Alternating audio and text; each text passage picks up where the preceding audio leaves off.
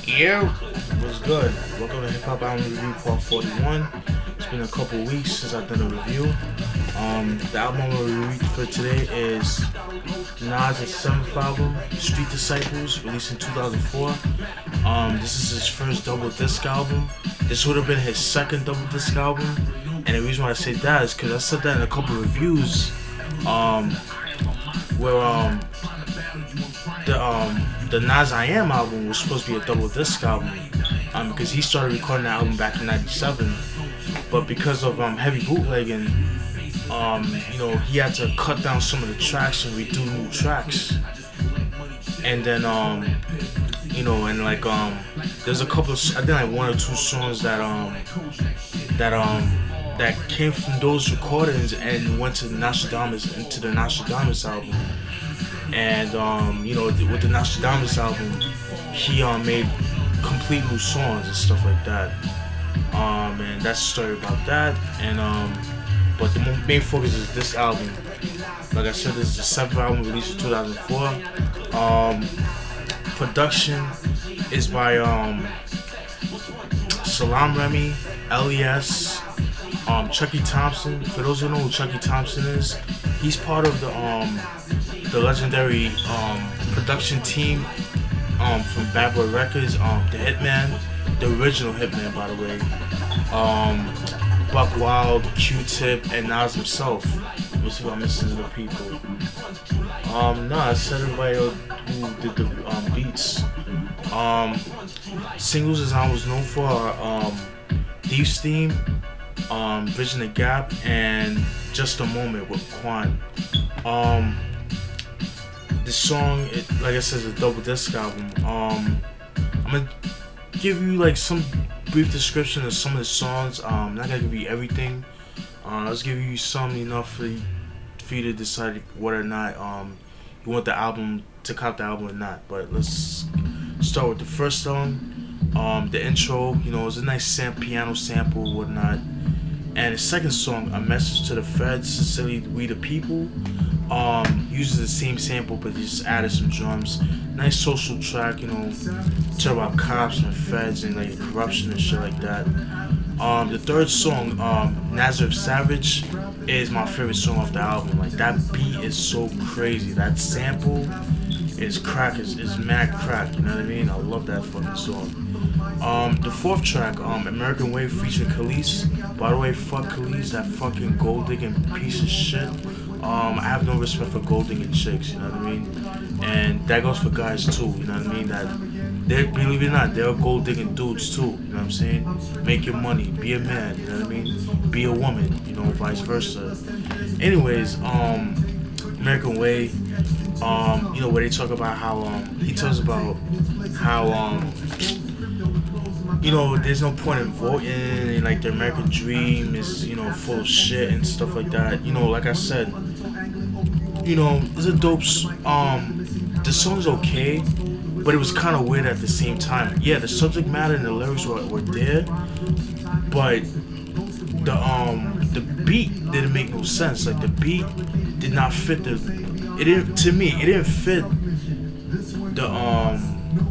didn't fit the subject matter. That song was produced by Q-Tip, and he used the over abused sample of Atomic Dog by Funkadelic or George Clinton, you know what I mean? And like I said, like, the lyrics are there, but that beat did not fit the song. I thought that kind of fucked up the song, in my opinion. And Kingz, I don't know why she was in there, because she didn't fit the song, in my opinion. The fifth song, These Are Our Heroes. It was originally known as Coon's Picnic. Obviously he couldn't use that name because it's a controversial title. But These Are Our Heroes, pretty much talk about like black celebrities that are like Uncle Toms or that act like Oreos and shit like that. He talked about O.J. Simpson, Kobe Bryant and shit like that, like his distaste for Oreos and shit like that. Thought that was a interesting track, you know what I mean? Nothing against people like that, you know what I mean? But just thought it was an interesting track, like, it's nothing new because there's other artists that's done that in the 90s and 80s, and especially like cats like Professor Griff and shit like that. Disciple is an okay song. It's not bad. It uses the same sample, the Billy Joel sample that what's that song? Was it Disciple? Yeah, that song Road to the Riches that Kauze Rap used. The Kauze Rap Road to the Riches, that Billy Joel sample that he used. Number 7, Sekou Story featuring Scarlett. The whole plot of the song is Sekou's he's a drug dealer or a drug lord, drug kingpin. That it takes place in Miami and stuff like that. It's kind of like the Black Scarface in a way, if you want to say like that, though, because the way it was described, minus like the immigration that Scarface, had to deal with from Cuba and stuff like that. But I'm just saying, as far as like the the subject matter, like that drug kingpin, that drug overlord, that type of shit. Saying like like he lived a life, the typical drug dealer story. They lived at rags to riches type of thing, and then in the end he passes away. He gets killed, and the drug deal gone bad. And it's the next song, Live Now, featuring Scarlett. Scarlett is doing the song, and Scarlett was Sekou's wife, and then now she's taking over the reins and stuff like that. But then now she's falling victim to drugs, and then now like you see her daughter, just seeing her mom passing on, just deteriorating from those drugs and shit like that. It's pretty sad. And by the way, Scarlett is played by Nas. That took me a while to figure out, because I'm like, yo, Scarlett sound like a dude rapping, you know what I mean? And I was like, yo, it's like a dude, you know what I mean? And it just so happens I was doing some research that Scarlett was just Nas playing a female. What he did was he just did like he rapped, but then like I guess he just like he pitched up his voice to make it sound like a woman and stuff like that. I thought that was pretty interesting, but it took me a while to really figure that out. Rest of My Life, it's an okay song. It's not too bad. With Anne-Marie, that was a pretty dope. Shout out to Anne-Marie. The singer that sings just that One Thing song. To me, very underrated in my opinion. A lot of people give shit to her, but I think she's a dope singer. Just a Moment featuring Quan. That's a dope song, paying homage to all the dead homies, all the people that passed away. It's crazy too, cause Quan and Nas got beef. Well, really, Quan got beef with Nas because Quan was affiliated with Nas, and Quan felt like Nas didn't really put him on like that and shit like that. This whole bullshit beef. You know how that go. And number 11, Reason. It's okay song. It's not too bad. Then that's it for the first disc. Oh, and by the way, there's a song called You Know My Style, which was a popular song in New York back when it first came out in 2004. It's a shame that it was a single, but it wasn't, if that makes sense, because you would only hear that shit on mixtapes. It was pretty big in the mixtape circuit.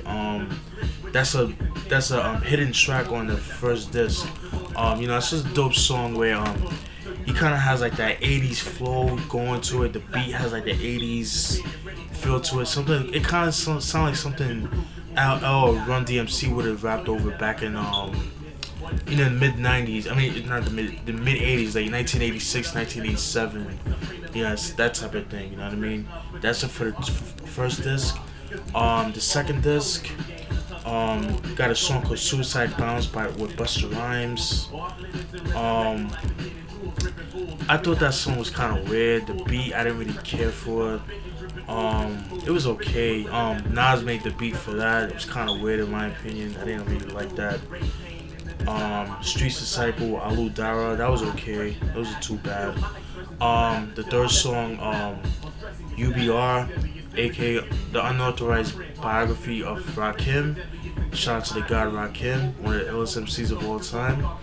Um, that song is controversial itself because, okay, you know, the song obviously says, you know, the unauthorized biography of Rakim, you know, just saying like everything. He went personal with it, like, you know, like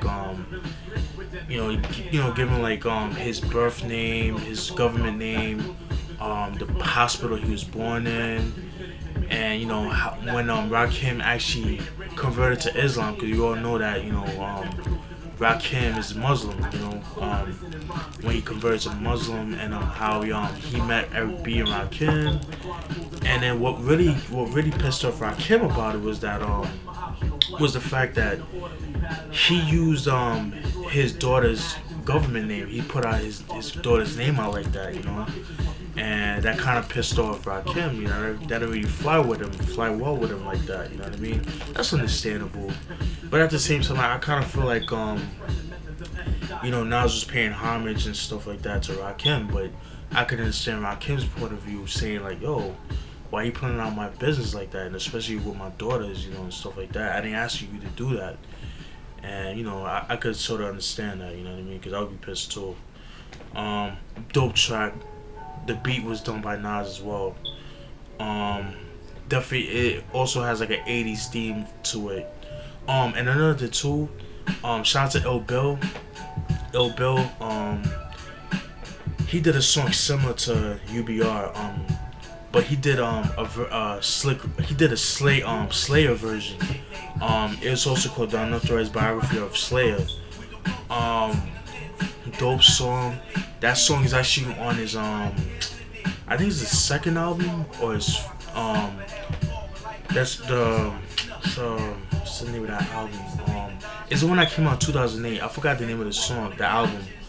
But it came out in 2008.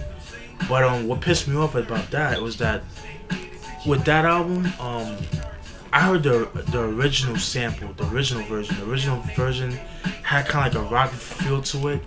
I guess he had to take that off because of sample clearances. It would have been dope if he had that on the album. The version that he has on was a necro beat. You know what I mean? It was okay, but I feel like that beat didn't fit that song. I feel like the original version fitted the song more. But I'm getting off topic. I just throw that out there for you.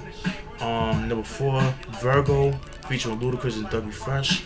Another paying homage to, you know, the 80s, you know, with the beats and stuff like that.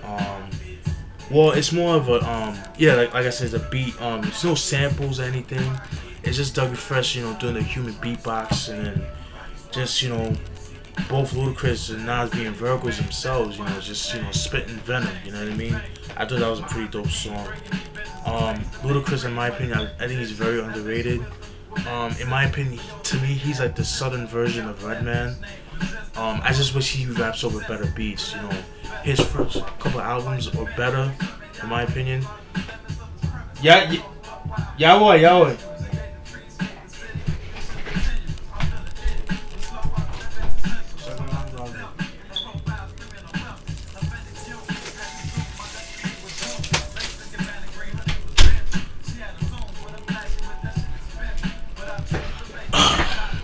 Sorry about that. Yeah, so like I said, I feel like Ludacris is very underrated. I just wish he raps over better beats. I feel like his first couple albums were better. When he put out you know, like his later albums, like Theater of the Mind and like his other shit, I wasn't really crazy about those albums, but like, you know, Back for the First Time, which I did a review on, Word of Mouth and Chicken Bear, those were good albums. Although when those albums first came out, I kind of slept on it, but then I went back and I was like, okay, those albums are not too bad, you know what I mean? But getting back to the album, Remember the Times, that was an okay song. It wasn't too bad.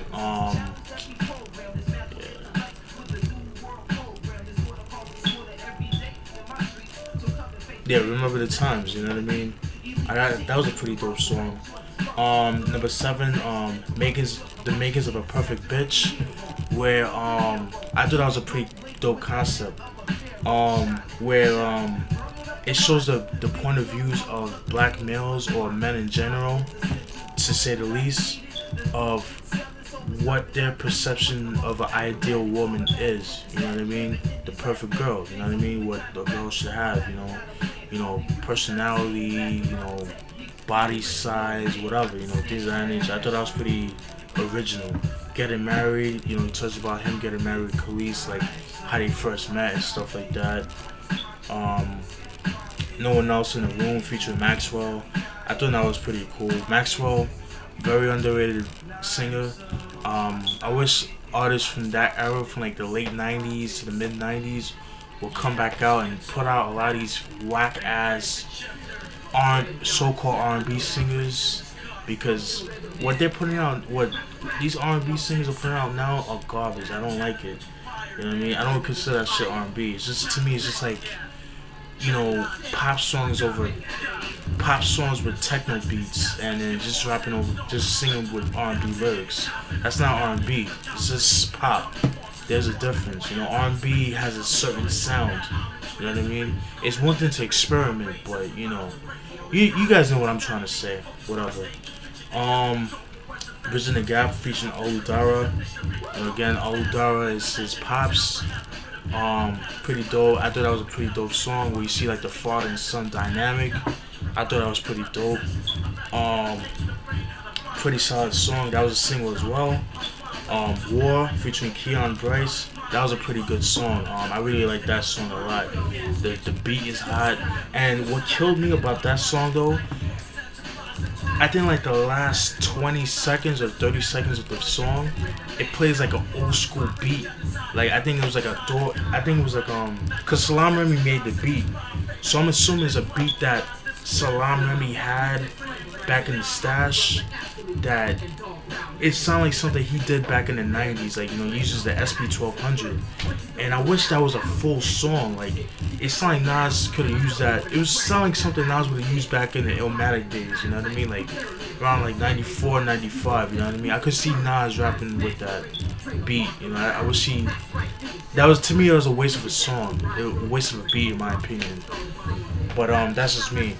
And me and you dedicate to Destiny, his daughter, you know what I mean? And by the way, shout out to Nas for putting out that song Daughters.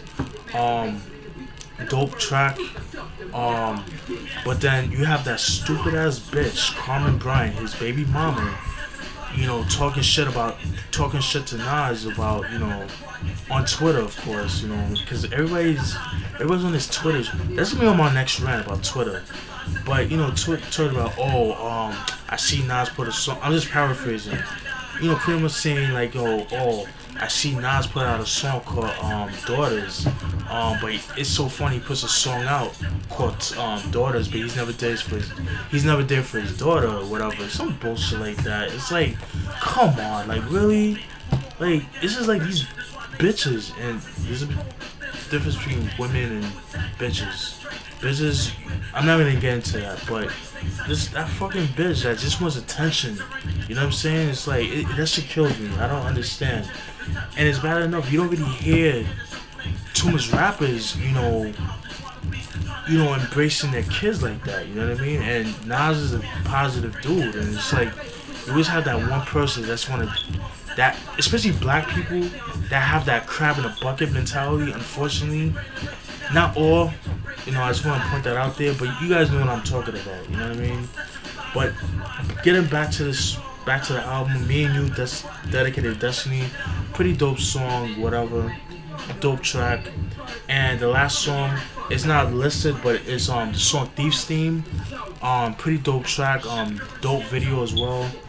And of course, with every album that he put out, well, not every album, there were left off tracks, which I will name some of them. Like I said, there's always leftover tracks. Some that leaked prior to the album. They were only on mixtapes and stuff like that. Reasons they were left off, maybe because of sample clearances, which is usually the case. Two, because it didn't fit the album. But in this case, I don't see why, but then again, I can. Or 3 just didn't make the album deadline.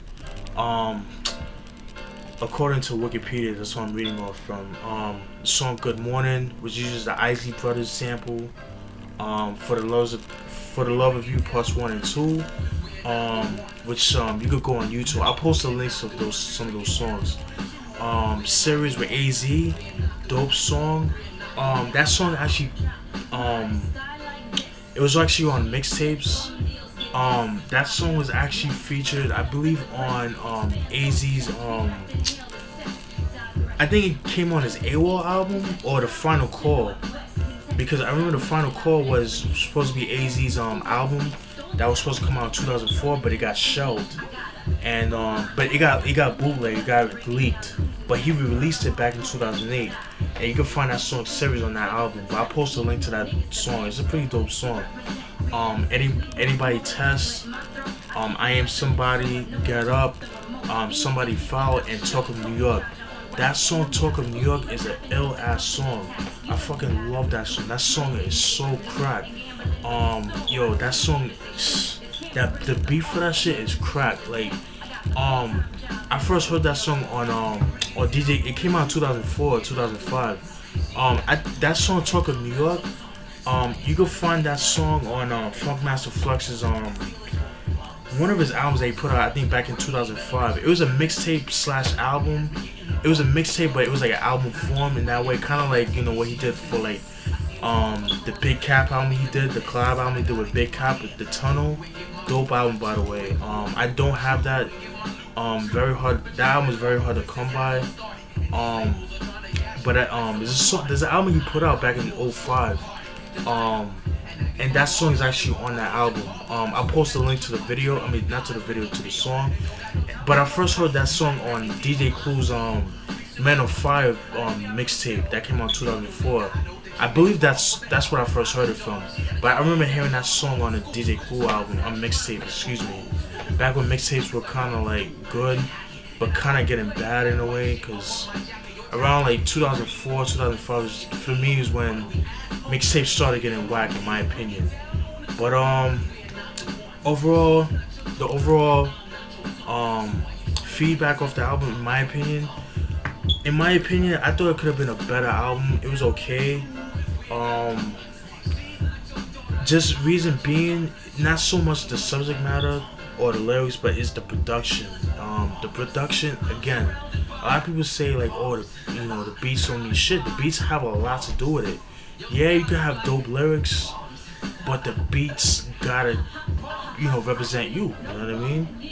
And and Nas, I don't know. It starts, like I said on because I reviewed the Nas I Am and the Nostradamus album on the Hip Hop Album Review Part 14.